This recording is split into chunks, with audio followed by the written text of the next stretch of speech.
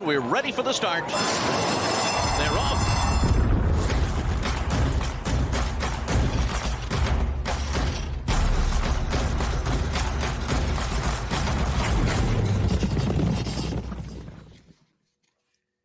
Horse racing, anyone? I think we got a little bit to talk about this week. The Breeders' Cup is now just 7 days away on November 4th and 5th at Keeneland. The workouts are in full force on pretty much every front in America, Jeff, but they're starting to gather in Lexington.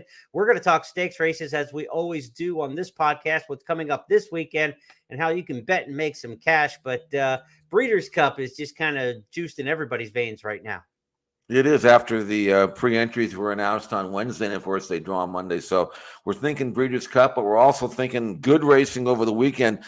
We have several stakes races that are for horses that maybe don't have a fit on Breeders' Cup Day, either because they're not quite there or because maybe the distance and surfaces aren't to their liking in terms of how the races are carded. So there's still excellent racing, specifically at Keeneland. I know that Santa Anita's got a bunch of stakes races, great card there. And even Sunday, when Churchill kicks off with their Stars of Tomorrow program, that's always intriguing. So, you know, it's the calm before the storm, we know, but it's still good gambling. And I think we have a chance to make some money this week. You mentioned that Stars of Tomorrow card on Sunday at Churchill. News breaking this week that there's a new Kentucky Derby future wager that's going to be offered come next Tuesday, Wednesday, and Thursday. So before we reconvene here on our First Call podcast, people are already betting on next year's Kentucky Derby. 40 pair of mutual interests now with an upgraded tote system for that Kentucky Derby future wager. You'll be able to bet it with First Bet and Express Bet. Bob Baffert, he's not allowed at Churchill Downs. He's not even allowed in their future pools. So Jeff, Cave Rock's going to be part of the All Others, the 40th entry in there. Might make for some nice value somewhere else.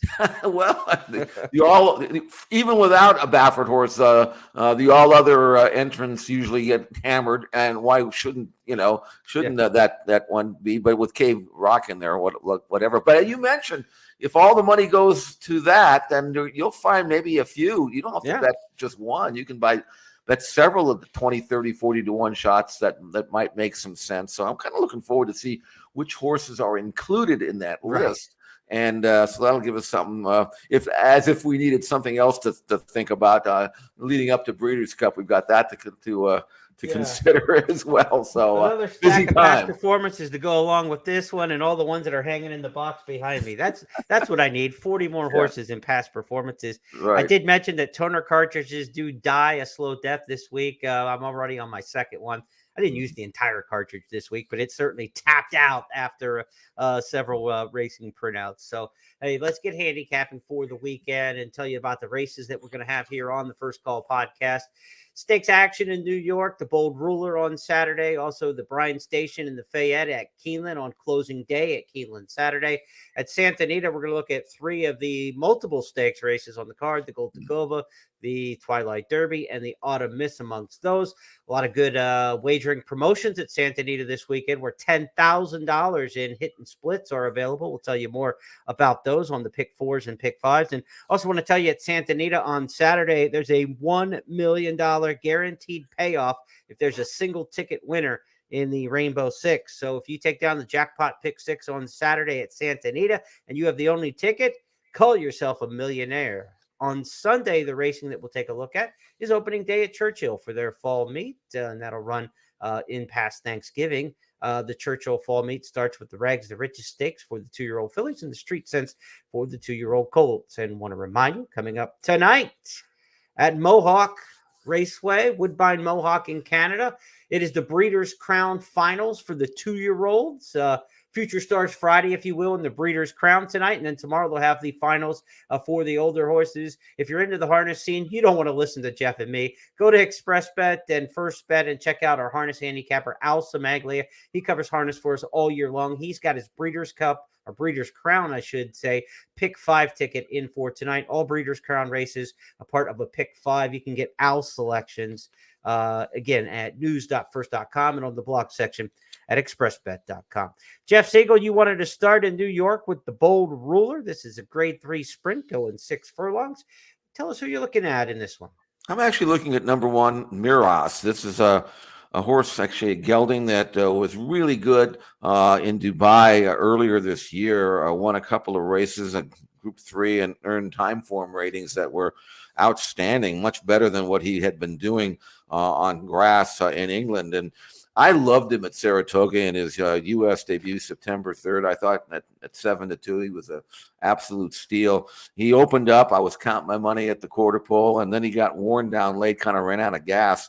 Got beat by Elite Power. Nothing wrong with that. Elite Power is a Breeders' Cup type sprinter who got him inside the 16 pole, and then this Maras kind of fell apart. Like maybe he wasn't quite fit. I don't know what the deal was there, but I'm willing to give him another chance because that was an allowance race. He shows up in the Bold Ruler, which means Chad Summers must think he's doing well. Picks up Flavien Prat, inside speed, and again, if he can run back to his Dubai races, there's no question in my mind he can win this race. So I'm hopeful that he will step forward off that Saratoga race. He'll have to, but I think he can. So at 5-1 in the morning line, I'm going to try Maras to win. The Bold Ruler goes as the 9th Saturday at Belmont at the Big A. Some interesting regional horses in this race as well. Jackson Traveler's done so well in Maryland, and Steve Asmussen has spotted this horse in West Point Thoroughbred so well and finding good spots for Jackson Traveler throughout the course of his career. He's made almost $600,000 in being just placed where he can win. They don't put him over his head. Kind of a good spot here again, with everybody else kind of looking at the Breeders' Cup, the Bold Ruler here for $200,000. Good placement for Jackson Traveler and Greeley and Ben, who back when he was with Carl Broberg rattled off 11 wins last year, went from like a starter allowance superstar into a Midwestern Stakes winner, multiple stakes winner. He's changed hands now a couple times in the claiming game, but Greeley and Ben likes to win races. Jeff, you like that 21 for 36 record? Yes, I absolutely do. And he has been claimed a couple of times recently and was beaten last time. I don't know whether at age 80 he's quite as good as he used to be, although he's had such a productive year. It's hard to, I don't know where he's at. His buyers are now in the 80s, and I don't think that's good enough to win. But boy, would I like to own a horse like that? Not only does he earn money, but he runs. All my horses, they run once and you can't find him again most of the time. But this one is thoroughly a professional horse. Running son of a gun in that race as well. Good 3-year-olds, been chasing Jack Christopher and the like, and a good group of 3-year-old sprinters. Let's move on to Keeneland on Saturday, where closing day has a few stakes races, 3 in all on the program. We're going to look at 2 of them. The Bryan Station is one of the best betting races of the entire meet at Keeneland. I mean, there are 14 in the main body, I believe, in this race, and a full field, 12 in the main body, 4 also eligible, 16 overall in the Bryan Station. Jeff Classic Causeway's in there, who's done some major damage this year, won the Belmont Derby, Grade 1 company.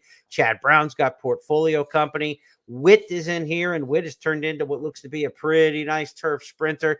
Good group of horses for the Bryan Station. Grade 3, $300,000, one of the tri-features on Saturday at Keeneland. Who'd you end up with? I looked at this race and thought the pace would be reasonable. I don't know how fast it'll be, but they won't be crawling, and that might help Balnikov. Now, the interesting thing about Balnikov, now he did run well at Churchill on the ship, so I think that's going to be okay. He ran second in American Turf, but there's a race, and we'll talk about this race later at Santa Anita on the same day, the Twilight Derby. And Balnikov, you would think that he could have just, been let over from his stall 100 yards away from the starting gate to run in that race, and yet Phil D'Amato decides to ship him to Kentucky for this race. And the reason for that is because Balnikov, and I believe this, and I'm sure Phil does too, he's much better at a mile than he is at a mile and an eighth. And I think at a mile where the pace figures to complement his closing style better than maybe the mile and an eighth, I think what he's thinking is, and he might like a little bit more given the ground than he's been seeing. So I think Balnikov, who's training well, you can look up at his works at XBTV on the training track. I think he's going to get the patient ride he needs. I think he's got a good, strong run in him, but I think at a mile it's more effective. And I think if he can get some cover early and a little bit of pace, at again 8-1 in the morning line is what I'm looking at. I think Balnikov can absolutely win this race. Now it's going to be a cavalry charge. He's going to have to get through. I'm sure they'll all kind of line up inside the 16th pole. You got to get lucky. But at the gamble at 8-1, for me, I'm going to try Balnikov to win the Bryan Station. Now you get Tyler Gaffleone riding. He's tied going into the final 2 days of racing, 17-17 with Luis Saez for the leading rider title at Keeneland. So you're in good hands there with Balnikoff. I ended up going back to Witt. Todd Pletcher's had 3 graded stakes wins at the meet. Pletcher's the leading trainer going into the final 2 days of the meet, but Wesley Ward won 3 yesterday to kind of bring himself up into contention. Witt is a horse who just found himself on the turf, Jeff. I read some quotes where Pletcher was saying he kind of leveled off on the dirt and they weren't quite sure if he was going to get any better. They tried him on the turf in the morning and all of a sudden, wow, we think we found something here. He's been a really nice horse the last couple on grass. No, he is. I mean, you don't look at his pedigree and necessarily think that will happen, but you got to try it. Witt was a good second in the Hall of Fame, and then last time out, kind of a setup a little bit, but he did what he had to do and drew clear, and he earned a career top 95 buyer number, which is probably good enough to win here. So I really think that he's got a good look, and I looked at him very closely, and he's a contender, no question about it. The other stakes race that we'll take a look at here for Keeneland on Saturday is the Fayette, and the Fayette Stakes features what looks to be, I think, Jeff, Lone Speed. And they always say Lone Speed is dangerous indeed. And Wes Willpower from the rail off that allowance win at Churchill last time, he looks lonely up front to me in here. I looked at him, West Willpower, and Brad Cox has got a couple in here of Folsom, who I'm pretty sure breezed in company with West Willpower last time out, October 22nd. I didn't see the work, but they looked like they probably were paired up. Mm-hmm. But West Willpower is a horse that was taken over by Brad, and I liked his first race for Brad at off the long layoff at Ellis Park, got beat ahead, and came back and kind of handed him the lead, easy lead from the rail, and he won that convincingly. He doesn't necessarily need the lead to win, but a good breeze since then. Rosario takes over. Laurent Giroux opts for Folsom, which kind of makes sense because he's ridden him several times. Mm-hmm. But from that inside draw, I think West Willpower, who, again, doesn't need the lead, but he is going to fall into a great stalking, ground-saving, modest pace type of trip. And he's a 5-year-old, but he's only had 11 starts. I think there's more to give there. Right. And so for me, West Willpower, I think, has got a chance to get the kind of trip that I think he needs to win. And I think he's going to step forward for Brad. And I like him. I like number 1 West Willpower with Rosario to win the Fayette. Yeah, we're in agreement here. The only other horse that has any designs towards the front might be Last Samurai on the outside, Lucas and Gaffleone there. But inconsistent speed, the horse has shown a little bit there. I just think when you have the rail, just go with West Willpower, make him come get you. Yeah. I think that's the horse that is the play for us in the Fayette Stakes. The Goldacova Stakes is the next one we'll talk about. It's the third on the program on Saturday at Santa Anita, the first of multiple stakes races. Actually, they start with the stakes in the opening race. So it's the second stakes race on the card. 6-7 stakes races overall on Saturday at Santa Anita. This race is part of the early pick 4, race number 3 at Santa Anita, with part of an early pick 4 that has a $2,500 hit and split when you bet the early pick 4 races 2 through 5 with first bet and express bet. If you cash that ticket, you're going to split an additional $2,500 amongst players who just play at first bet and express bet on the ADW platform. So definitely get firing on that early pick 4. And Jeff, we've got a mare in here who's awfully good. She's Breeders' Cup caliber. Going global, staying home for the Goldacova. I thought that she would be going, and but she's breathing really, really well in the interim for Phil D'Amato. This was a training track breeze by herself. She used to be breezed in company, but now she's doing it here at 59-3, and you couldn't do this any better. I actually thought that she would be competitive in the Breeders' Cup. I really did. Mm-hmm. They opted not to run her. In fact, she's running here, which kind of makes sense. She's a 4-turning 5. I understand that she's going to the sale in Kentucky, but as a 4-turning 5, there's still plenty of racing in her. So mm-hmm. I think they're trying to capitalize not only on her worth as a broodmare, but trying to get her into that sale off a win and set things up for whoever wants to buy her to run her next year. So she could be worth a lot of money, and I think she's had a really good chance to win this race. It's a grade 2, $200,000 purse. I know that she got beat by Avenue de France at Del Mar. That was a kind of a weird race. Avenue Defense made this kind of harness horse brush down the backstretch to open up and kind of hung on, kind of caught maybe Going Global by a little bit of a surprise there. But I do think Going Global can turn the tables on her. There's a little bit of a weight break for Going Global in this race, and you can look at 5 out of 6 lifetime on this course. That's hard to buck. Right. So I think Going Global, I know there's no gamble here at 4 to 5, but I think she's probably going to get back on the winning track, and it'll be interesting to see what she brings to the ring after the race. Yeah, Avenue de France did get that victory last time at Del Mar, as you mentioned. Her record at Santa Anita, 1 for 9, going up against Going Global's 5 for 6. So the change in venue could change this. Changes in attitudes, changes in latitudes, or changes in latitudes, changes in attitudes, I think was the Jimmy Buffett song. That could be the little latitudinal change there might be the difference when we look at the Golden Cova Stakes. The Twilight Derby is our next stakes race that we're going to look at Santa Anita. It's race number 7 on the card. This kicks off the late pick 4, and as we mentioned, those $10,000 hit and splits. The late pick 4 is where you want to sink your teeth into it, starting with race number 7, the Twilight Derby. This one's worth $5,000 in the hit and split. So if, again, you take down the late pick 4 at Santa Anita on Saturday, races 7 through 10. With Express Bet or First Bet, you're going to split $5,000 in additional money in addition to your pari-mutuel winnings. So this is important. It's also the Express Bet race of the week. You can get my write-up in the Express Bet email newsletter. Jeff, I went in this race as I looked through with the outside runner, War at Sea. Who did you end up with? I really took a contrarian approach here to this race. This horse I'm picking, Gojo One, kind of breaks all the rules in terms of handicapping theory. He's going to have to go a mile and 1/8. Last time out, he came home. He staggered home. But before I show the video of this race, I want to talk about why I made this what appears to be a crazy pick here at 12 to 1. Primarily, he is 12 to 1, and I don't think he's going any lower. But Gojo One, after he broke his maiden 2 races back, I like the way he did it. He beat Hero Stage Status, that came back and won for fun, under pressure every step of the way. Now, in his most recent race, let's show this race first, and then I'll tell you why. He was under pressure every step of the way, 21-4, 45 flat. You know what when you do that at Del Mar, you usually end up in the Pacific Ocean. Now, we saw this last year, remember at Del Mar when contested speed fell apart? Yeah. Now let's go see Gojo One after getting hammered by the throat every step of the way. Let's see the stretch drive of this race called the Shared Belief, following a maiden race right at the Stakes Company, Gojo One here at Del Mar back early September. Last 7 off the lead.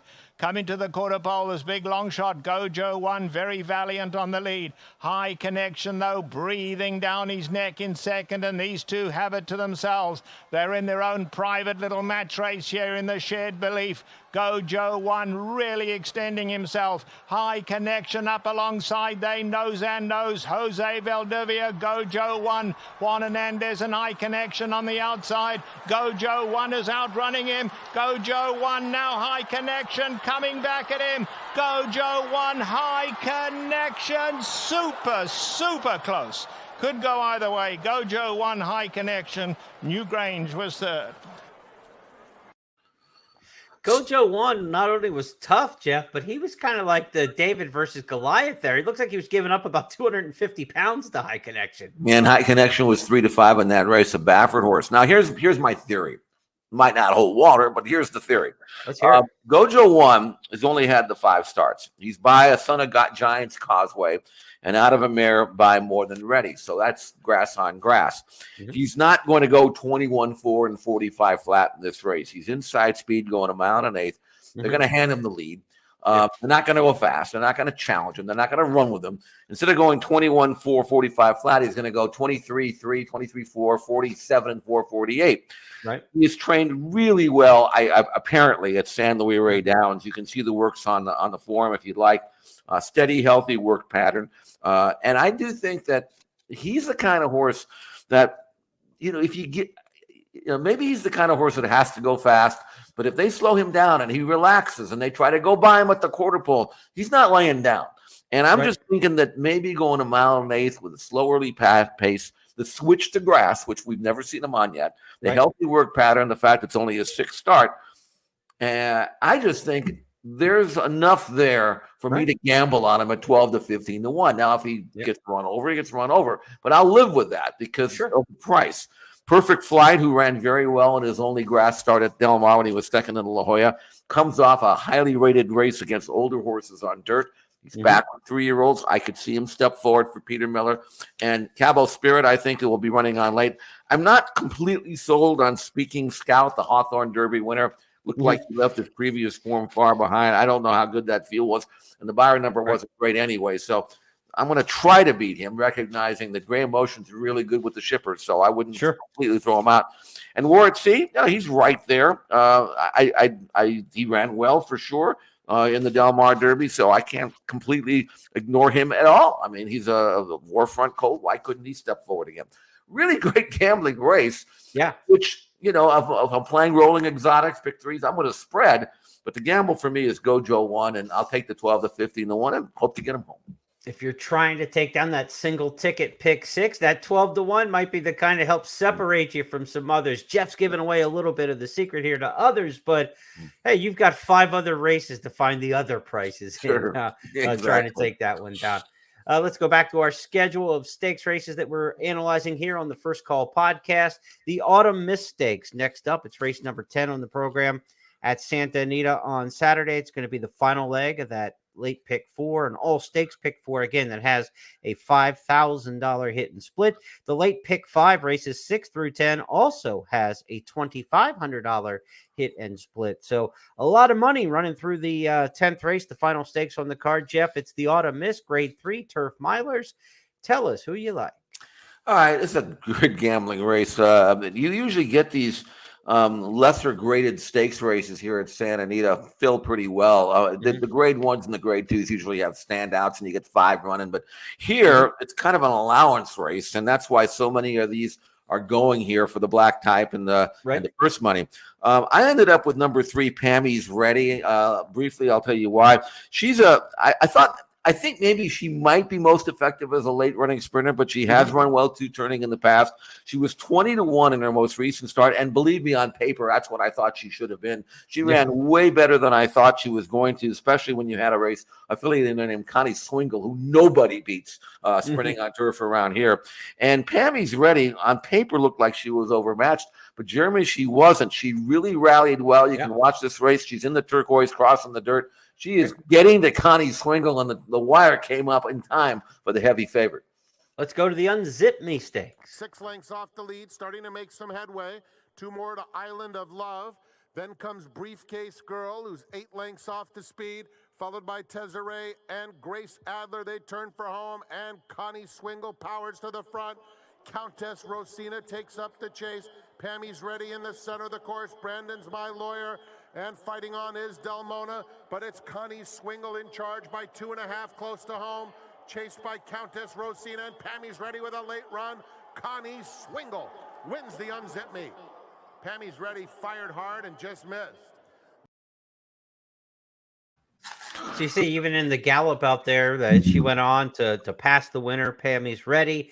Now she goes back to the mile distance. Jeff, the extra ground should not be an issue here. No, I don't think so. And like I say, that's the best race of her life.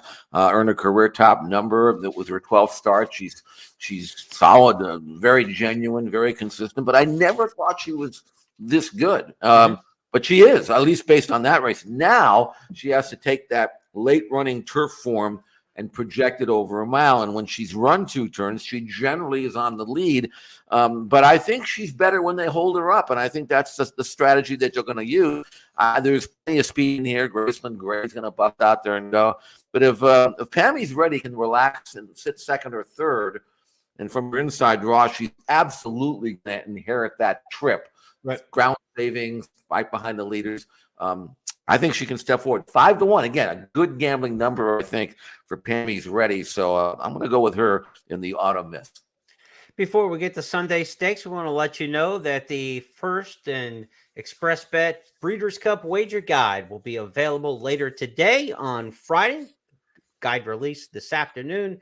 Takes you through all 14 Breeders' Cup divisions with workouts, videos, handicapper analysis on video for the preview of those races. We'll have final picks later next week. It's updatable, it's searchable, it's a great digital Freebase website where you can also download, or not download it, view it on your phone, your tablet, desktop.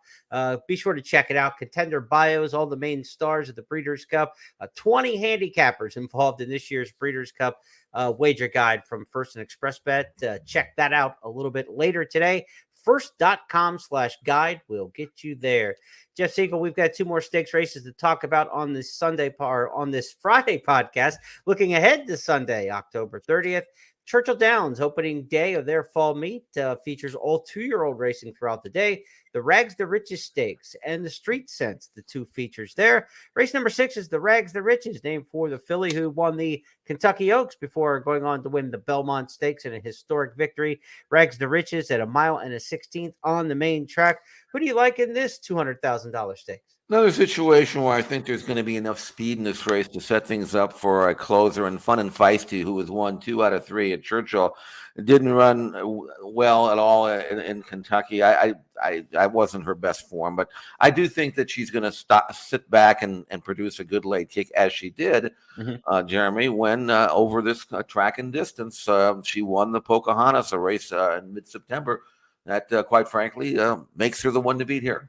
Let's look at Fun and Feisty at her best at Churchill. The lead as they come for the top of the stretch. Friendly Persuasion up to confront Grand Love. They shoulder to shoulder right off the turn. They brush top of the stretch. They're trying to hang in there. Fun and Feisty continues to roll. And Fun and Feisty over the top and to the front. Shoplifter trying to rally down inside. Grand Love gives way with Friendly Persuasion and Boss Lady Bailey. But it's Fun and Feisty. And off the pace winner of the Pocahontas. 3 lengths in the end. Shoplifter was second. Tight for third there, Grand Love or Boss Lady Bailey.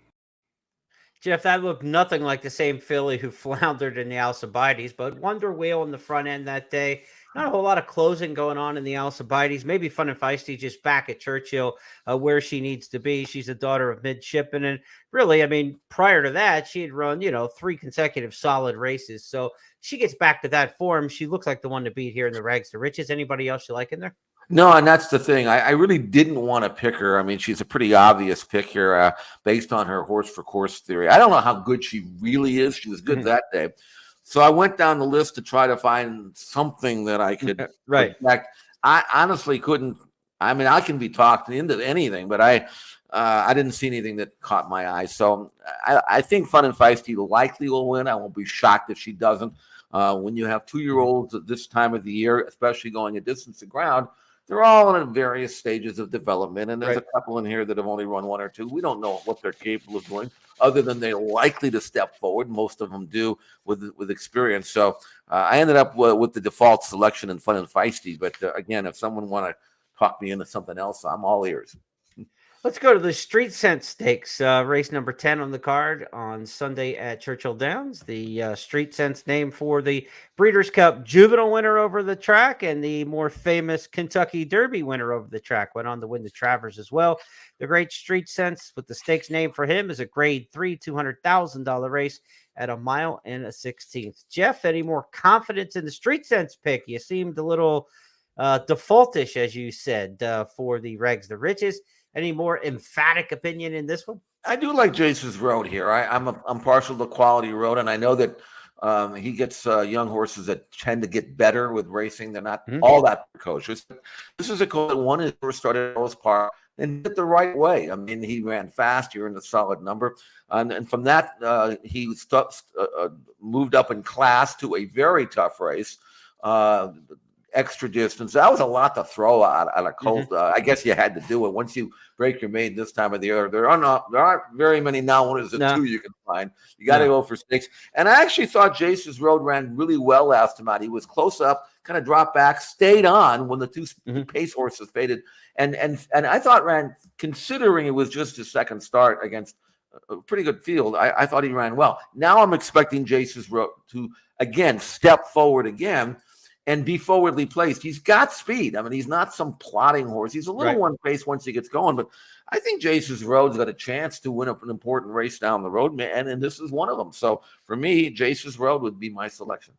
Brad Cox trains there. Steve Asmussen has the third place finisher in the Breeders' Futurity, a race where Forte and Loggins really got after it on the front end. They kind of gutted everybody else in the race. Did Red Route 1 rally into third just out of circumstance, or is he going to turn out to be a decent gun runner on the dirt? You know, I went back and watched his race. He took a lot of dirt in his face, and he showed a lot of courage. And I think because he's by gun runner, he's going to continue to get better. He doesn't really have a lot of acceleration. I don't know if he's one of the better gun runners we're going to see, but even the fourth and fifth stringers are good. You know? Right. So, yeah, I mean, he's going to get the money, and he should, you know. He got through inside. It was a good trip for him, other than the spray that in his face that I don't think he was all that keen about. But when you consider the and he galloped out really well. I think he's really a kind of a 1.8 1.25 type horse. Again, I wish he had a little bit more zing, a little bit more, turn of foot. But he will stay, and he just might outstay this group. He's got a little bit more experience than the horse that I like, so he's clearly the one to beat. We'll see some of these 2-year-olds, I'm sure, show up from Sunday's card at Churchill into that Kentucky Derby future wager pool of 40 when it's released next week, Tuesday, Wednesday, Thursday, the days where the pool is open for betting. I'm sure we're going to see some response from horses, the bettors responding to horses that they see up close and recent at Churchill on Sunday. See how many of those end up in the pool. Again, you could bet that Kentucky Derby future wager next Tuesday, Wednesday, Thursday, with First Bet and Express Bet. It's Breeders' Crown night. The harness guys are pumped for this one. Alison Magley has got his selection, so be sure to check those out at First Bet and Express Bet for tonight's big races. The 2-year-olds in the spotlight at Woodbine Mohawk tonight. Tomorrow, the older horses take center stage in the Breeders' Crown. So a lot of good stuff going on. Santa Anita, what a card. They've got multiple stakes races on the program on Saturday, one of their best cards of the entire meet. So be sure to be playing that and make sure you take advantage of those hit and split promotions in the early and late pick 4s and the late pick 5 as well on Saturday at Santa Anita. Jeff, by this time when we reconvene next week, we're going to move it up a day. We will do our podcast on Thursday next week because of Kentucky Derby, because of Breeders' Cup Friday. And so with Breeders' Cup Friday and Saturday, we'll try to get our opinions in for you on Thursday. So be sure to check out the First Call podcast a day earlier than usual next week. But if you want to wait till Friday, catch it on demand if you're just a creature of habit. You know, this is like preparing for the Super Bowl, really, and you've got all this preparation it's just as much fun to prepare as it is to actually participate. And I got all my PPs. You talked about your cartridge. I absolutely went to Staples a couple of days ago to buy a new cartridge because I knew I'd run out. Yeah. And, the thing is, you dive into these races. You're looking to uncover a golden nugget somewhere, somehow. You can, especially with the 45 euros. I guarantee you, if you do the work, you're going to find a euro or two that you're going to say, this horse can't lose, Right. And most of the time, if you find one, they don't. That's the good news, especially at Keeneland when they seem to run so well there. So I'm looking forward to that, looking forward to doing the work, looking forward to the draw on Monday and go from there. I can't wait. It's going to be fun. Yeah, I mean, the one thing about the Breeders' Cup is you perceptionally think, okay, there's just great value throughout the card, and there's going to be this series of like 9, 10, 11 to 1 shots. Oftentimes, it turns out to be there are just some brilliant championship horses in their division, and then chaos, So there's a lot of like $4 winners and $40 winners, and not necessarily that group of 8, 10 to 1 shots just throughout the day. So in that thought process, if you find a division where you think, look, there is just a standout favorite here, leave it go. There's plenty of other opportunities, but don't be afraid of that bomb. That's what, I want to say is like, if you got a horse you think 20, 30, 40 to 1, it doesn't take long. You don't have to look back that far to find him in Breeders' Cup history. And when we were at Keeneland last time, Order of Australia at 73 to 1, we had prices galore, so there's no reason whatsoever to just look away from a horse that you think has a little bit of a chance. This is the day to get involved and play. You're going to hit an Aidan O'Brien horse that pays $140. It's just, there's only one day that can happen, right? And that's kind of like what we're talking about for handicapping the Breeders' Cup. So do the work, put it in, and Jeff and I will talk to you next week with Breeders' Cup thoughts and picks. Jeff and I are also doing a series of handicapping vignettes called 2 Minutes. You can get those on social media through the First Bet and Express Bet accounts. Horse Player Now and J. Siegel Racing as well on Twitter, as we take a different topic each day and talk about it for 2 minutes. It's a very easy, digestible way to get a little bit of information and get teased and set up for the Breeders' Cup between now and racing next Friday. And also, if you're playing with Express Bet and First Bet and you've never had opened an account, to sign up now. There's a limited time offer, a $200 deposit match. Use the promo code BC200. So if you deposit up to $200, they'll match it with First Bet and Express Bet. So good chance if you've never had an account with this to do so now. Jeff, get back to those papers. Enjoy the weekend of handicapping and the beginning of the week. We'll have the post position draw on Monday and plenty of content rolling in between now and then. And, of course, you'll be at it with Santa Anita daily as well. Yeah, it's a great time of the year. So back to work is all I can say. Let's dive in. You never know when you're going to find that little bit of piece of information somewhere out there that's going to change your selection, maybe make you a winner. All right. On behalf of everybody with First Technologies, my partner Jeff Siegel, I'm Jeremy Plonk. Enjoy a great weekend. The Great Race Place Santa Anita's got a big one on Saturday. Be sure to check it out. We'll talk to you next week.